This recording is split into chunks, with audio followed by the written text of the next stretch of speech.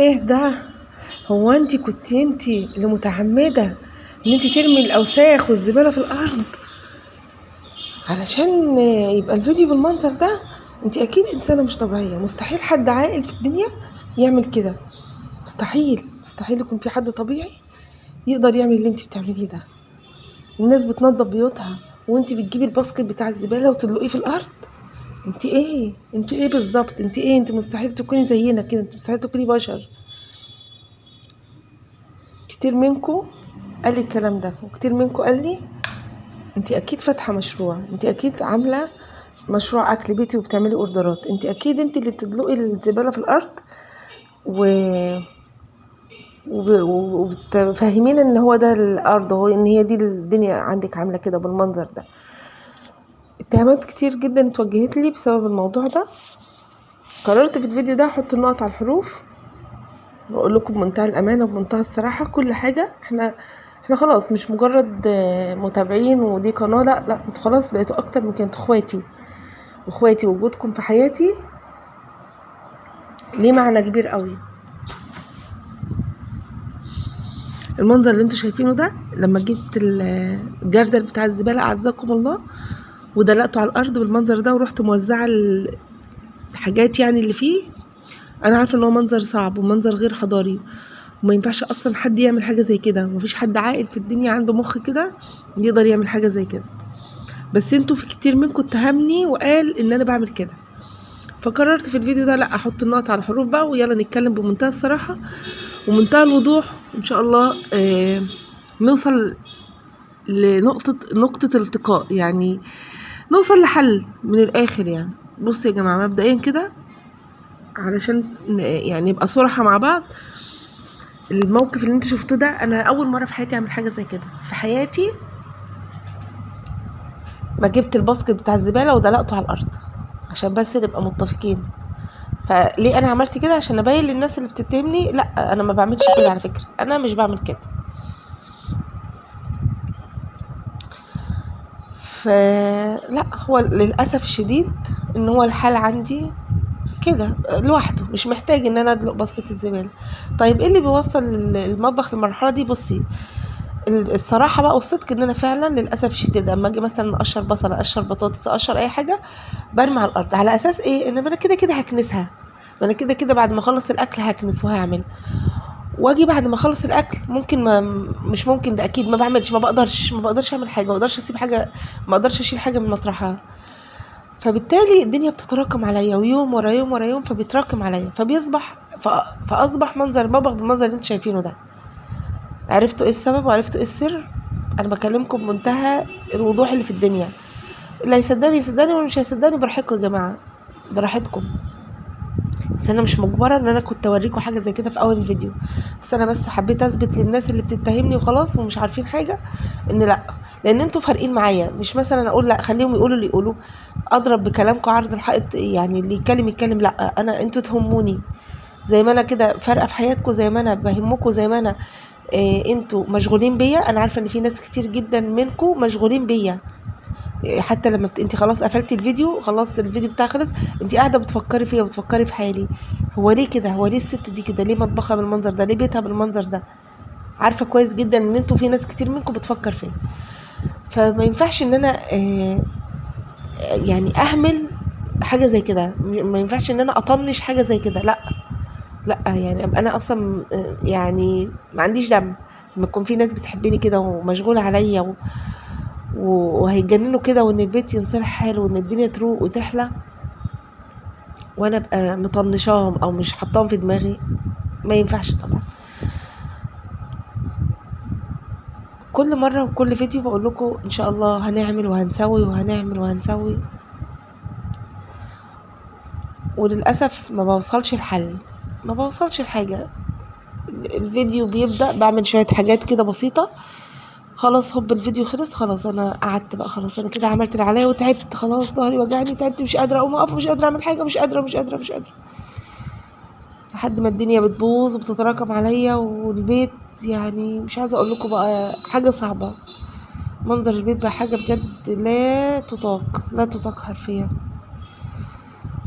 الناس اللي عايشين معايا في البيت هم صعبانين عليا جدا على فكره. صعبانين عليا جدا. فمش هينفع الوضع ده يستمر كتير. خلاص الامتحانات قربت تخلص وبنتي جايه يوم الوقفه. يوم الوقفه هيبقى زي النهارده ولا ايه؟ انا مش فاهمه. هو العيد هيبقى يوم ايه يا جماعه؟ هو فاضل قد ايه على الوقفه؟ 10 ايام. النهارده 21 في الشهر، 9 ده فاضل اسبوعين بالظبط. بالظبط. يعني ممكن العيد يبقى زي النهارده النهارده الاربع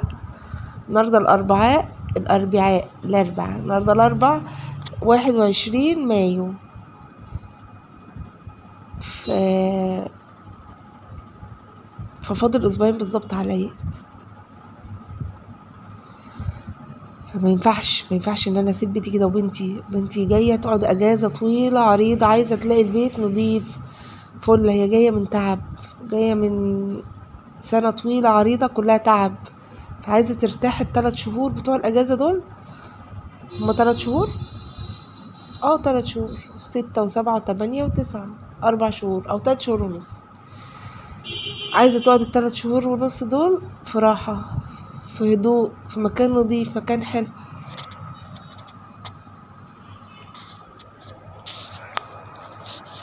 مكان رايق. طيب هو انت هتقعدي اسبوعين تعملي في الشقه؟ لا، ما انا قلت لكم قبل كده ان انا ورايا شغل تاني، ورايا حاجات تانية عايزه تتعمل، ورايا سطح، ورايا مدخل، ورايا الشقه اللي قدامي، ورايا شغل كتير. او يا دوبك الاسبوعين لو انا ست جدعه كده وبنت جدعه ما ارتاحش فيهم خالص. ابدا بقى شغل شغل شغل شغل شغل في الاسبوعين دول، ما اهداش خالص، ما اهداش كده، ولا يرتاح لي بال ولا يهدى لي بال الا لما بيتي ده يبقى فله كده وقشطه. وان شاء الله هعمل كده باذن الله باذن الله. ونفسي اركب ستاير في المطبخ من تحت، ونفسي اعمل عتبه يا جماعه، اعمل عتبه في المطبخ من تحت. عارفين انتوا اللي هو بحيث لما اجي امسح المواعين ما تتبلش ميه، يبقى في عتبه كده. عارفين انتوا اللي هي مش عارفه بيسموها عتبه ولا بيسموها ايه، حاجه كده عاليه على الارض، تبقى عاليه كده. انتوا فاهمين قصدي؟ مش عارفه ينفع ولا مش هينفع الكلام ده، بس ان شاء الله باذن الله عايزه اعمل الموضوع ده. او عايزه اعمل عتبه برضو للغساله الاوتوماتيك، يبقى هي مرفوعه عن الارض، وعتبه للبوتاجاز والتلاجة. انتوا فاهمين يا جماعه انا اقصد ايه؟ عايزه اعمل الحاجات دي بحيث تبقى الحاجات دي كده مرفوعه عن الارض، ما تبقاش ما يطولهاش ميه. لما اجي امسح اكب ميه براحتي. انا ان شاء الله هعمل الموضوع ده، هزن على جوزي واعمله، يا رب بس يوافق، يا رب ان شاء الله يوافق يعمل لي اللي انا عايزاه ده باذن الله. ان شاء الله يوافق، لان الموضوع ده هيفرق معايا جدا جدا جدا جدا فوق ما تتخيلوا يعني. فاهمين انتوا فاهمين قصدي؟ معرفش، هي حاجه طالعه جديده اللي هي بتبقى عتبه صغيره خالص كده، عتبه عتبه صغنطوطه خالص كده في المطبخ نفسه، ترفع لك بقى المواعين، ترفع لك التلاجة، ترفع لك اسمه ايه ده، الغساله، البوتاجاز، بحيث لما تيجي تكب ميه تبقى يعني نيجي نمسح بقى ونكب ميه وميه ومنظفات وكلور ومعرفش ايه والحاجات دي كلها، تبقى الموضوع سهل. الله، نفسي قوي في الحركه دي، ان شاء الله باذن الله اعملها باذن الله. ونفسي قوي برضو احط حته الستاير دي، واعمل ستاره برضو على باب المطبخ، وستاره على باب المطبخ من بره، لان الباب عندي ما فيهوش باب المطبخ زي ما انتم عارفين ما فيهوش باب، فعايزه احط له برضو ستاره، وستاره برضو على الباب بتاع المنور، عايزه برضو اعمل له ستاره ان شاء الله باذن الله. كل ده هيحصل باذن الله في الفتره اللي هي بتاعت قبل العيد دي. الله المستعان، ربنا يسهل يا رب، ربنا يسهل والحق اعمل كل اللي نفسي فيه ان شاء الله. بس الفكره اللي انا بقولها لكم دي حلوه صح؟ قولوا لي بقى يعني تنفيذها هيبقى ازاي او تتنفذ ازاي؟ مش فاهمه بصراحه، مش عارفه تتنفذ ازاي، بس يعني هي في دماغي قوي بجد، نفسي اعملها جدا. وعايزه اعمل كمان رف للفرن عشان ما يبقاش محطوط على الرخامه، يعني اعمله رف كده رخام جنب البوتاجاز. عايزه قوي الموضوع ده ان شاء الله باذن الله هعمله باذن الله، باذنك انت يا رب.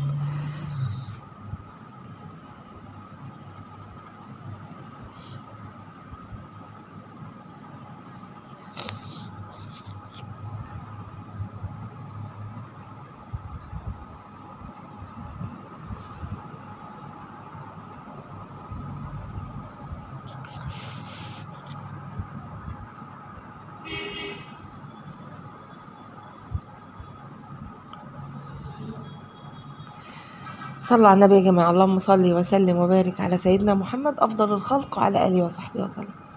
اذكروا الله ألا بذكر الله تطمئن القلوب. لا إله إلا الله وحده لا شريك له، له الملك وله الحمد يحيي ويميت وهو على كل شيء قدير. كمان عاوزة أجيب المغناطيس اللي هو بيتلزق على التلاجات ده، بس مش عارفة الحاجات دي بتتباع فين. احنا عندنا المنطقة اللي احنا عايشين فيها مش متوفر فيها حاجات زي كده، الديكورات والحاجات اللي بتتلزق على التلاجة والورد والحاجات اللي بتتحط على الرخامة. لا مش هأفور يعني، ما بحبش برضو الأوفر في الحاجات دي، بس حاجات تغير من المنظر كده شوية. بحس إن كل حاجة عندي سادة، كله سادة سادة سادة كده، فلا يعني عايزة أجيب حاجات كده تغير النفسية شوية.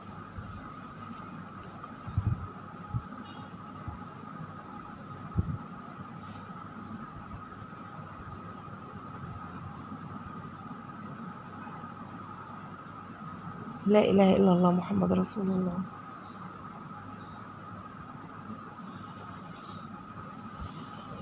لا إله إلا أنت سبحانك إني كنت من الظالمين.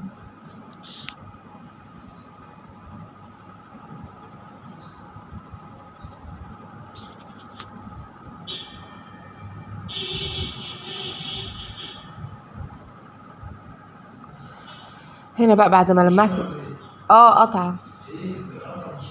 امم هنا بعد ما لمعت الدنيا بقى ولمعت الرخامات،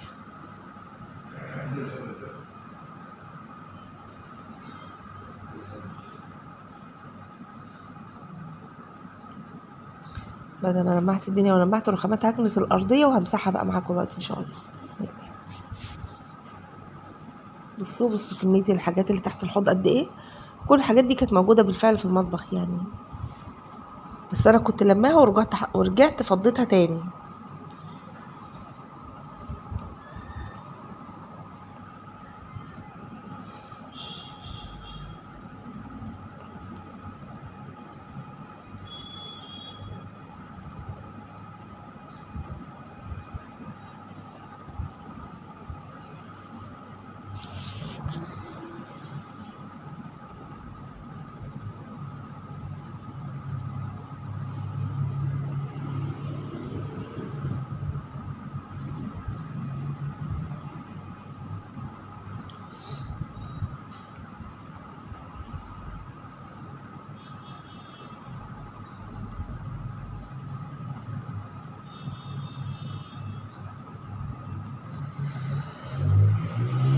لا حول ولا قوة إلا بالله العلي العظيم. لا إله إلا أنت سبحانك إني كنت من الظالمين.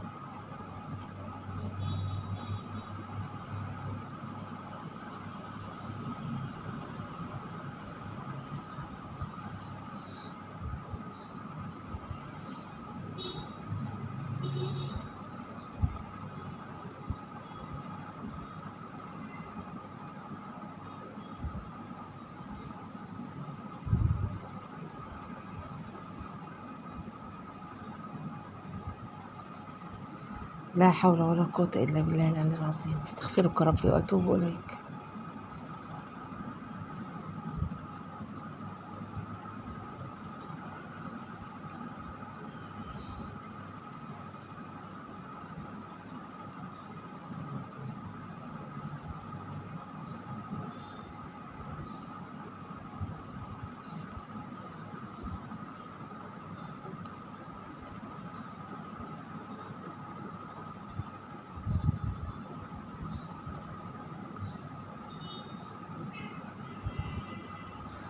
هنا بقى ما كانش ينفع معانا غير الخرطوم، هو اللي كان هيحل الأزمة دي في ثواني، لأن الأرض كانت ملبخة وهي مش باينة قوي، مش باينة، بس كانت متلبخة تلبيخة سودا بصراحة.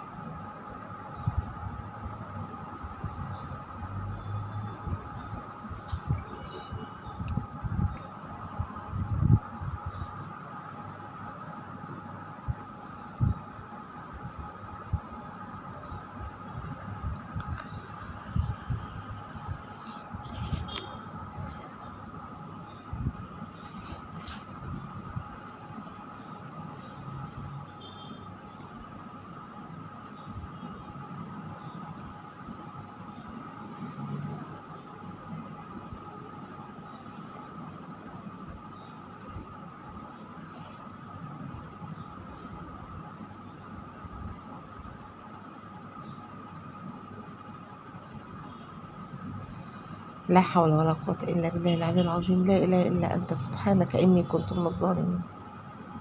استغفرك ربي وأتوب إليك.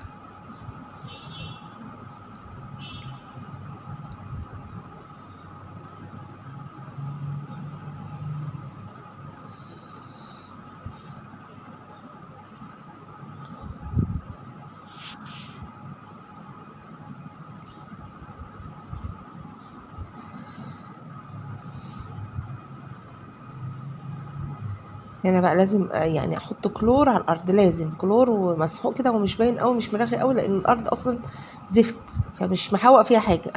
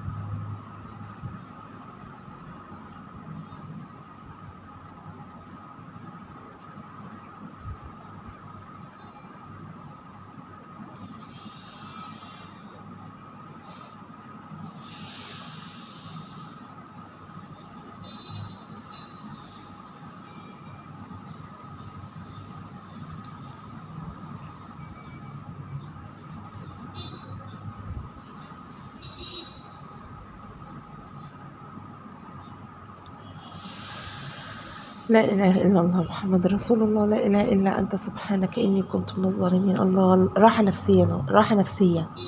بتلاقي حتتك نظيفه كده ومطبخك نظيف ومكانك رايق. راحه ما بعدها راحه بصراحه. هنا بعد ما دعكت الارض بقى كويس، رحت جايبه ميه تاني ورشيت بقى الارض كده بميه نظيفه علشان اشطف بقى المسحوق والصابون والحاجات دي.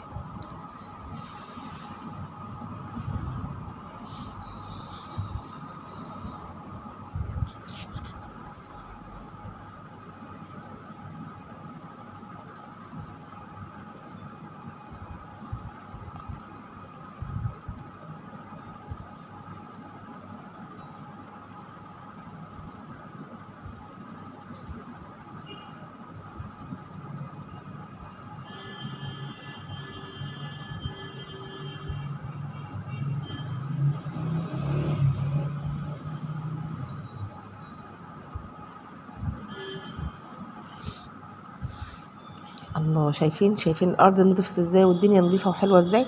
بس طبعا لسه الظرف زي الزفت، انا عارفه ان الظرف من جوه عايزه تتروق وعايزه تتفضى وعايزه تتغسل. ان شاء الله كل ده يحصل باذن الله.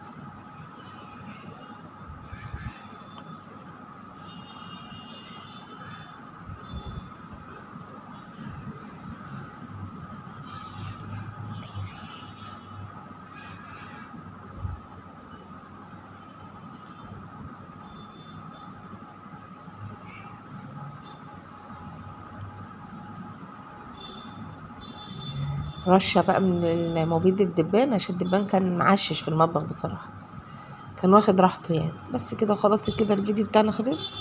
اشوفكم على خير في فيديو جديد. استودعكم الله الذي لا تضيع ودائعه. والسلام عليكم ورحمه الله وبركاته.